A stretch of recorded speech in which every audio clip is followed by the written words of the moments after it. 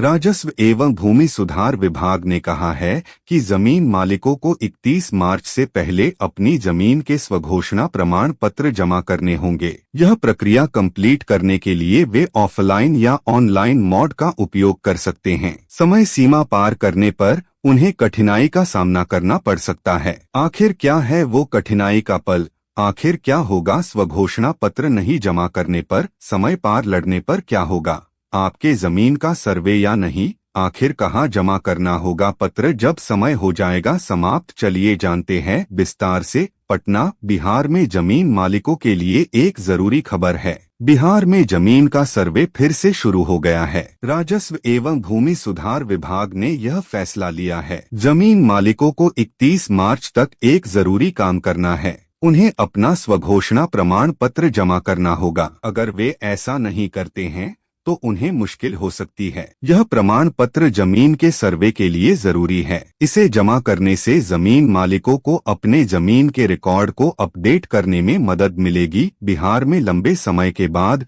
जमीन का सर्वे फिर से शुरू हो गया है। इससे जमीन मालिकों को बड़ी राहत मिली है। राजस्व एवं भूमि सुधार विभाग ने जमीनों के सर्वे को दोबारा शुरू करने का फैसला किया है। पहले जमीन मालिकों को सर्वे शुरू होने से पहले अपने दस्तावेज ऑफलाइन जमा करने के लिए कहा गया था। सर्वे शुरू होने की तारीख के साथ साथ अंतिम तारीख भी बता दी गई थी। अगर आप जमीन के मालिक हैं तो आपको यह खबर जरूर जाननी चाहिए। अगर आपने जरूरी काम नहीं किया तो आपको परेशानी हो सकती है। एक न्यूज पोर्टल के अनुसार राजस्व एवं भूमि सुधार विभाग ने सर्वे को लेकर कुछ जरूरी बातें बताई हैं। सभी जमीन मालिकों को 31 मार्च तक अपना स्वघोषणा प्रमाण पत्र जमा करना होगा। अगर आप ऐसा नहीं करते हैं तो आपके लिए मुश्किल हो सकती है। अगर आपकी जमीन का सर्वे अभी तक नहीं हुआ है तो आपको जल्द ही यह काम करना होगा। विभाग ने कहा है कि रैयतों को स्वघोषणा प्रमाण पत्र जमा करने के लिए गांव में बने सर्वे ऑफिस में जाना होगा।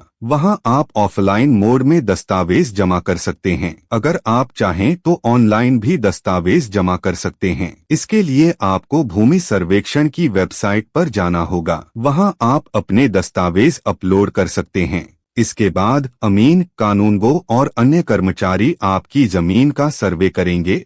पहले यह खबर थी कि अंतिम तारीख बढ़ाई जा सकती है, लेकिन अभी तक विभाग ने ऐसा कोई फैसला नहीं लिया है। इसलिए सभी रैयतों को 31 मार्च से पहले ही यह काम करना होगा। अगर आप रैयत हैं तो समय रहते यह जरूरी काम पूरा कर लें। स्वघोषणा प्रमाण पत्र एक तरह का फॉर्म होता है। इसमें आपको अपनी जमीन के बारे में जानकारी देनी होती है, जैसे कि जमीन का मालिक कौन है, जमीन का क्षेत्रफल कितना है और जमीन कहां पर स्थित है।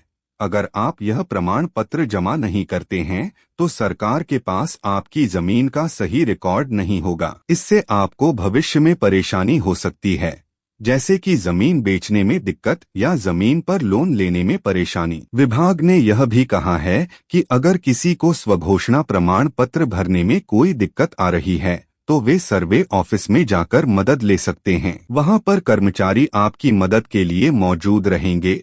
देखिए, अगर आप जमीन सर्वे के लिए नहीं करते हैं स्वघोषणा पत्र तो फिर आपके जमीन का नहीं होगा सर्वे और फिर आपके जमीन को कर सकते हैं नीलाम, यानी आपके जमीन को कर देंगे अनावाद बिहार सरकार। फिर आप चाह करके भी आप अपने जमीन का नहीं करवा सकते हैं कोई काम, क्योंकि आपले जमीन का मालिक हो जाएगा बिहार सरकार। तो आप सभी रैयत से गुजारिश है कि आप अपने जमीन का जितना जल्द हो सके आप में जमीन का स्वघोषणा पर अपने क्षेत्र में लगे शिविर या अंचल में जमा कर अपने जमीन को बिहार सरकार होने से बचाए और 31 मार्च से पहले अपने सभी कार्य को कंप्लीट करा लें।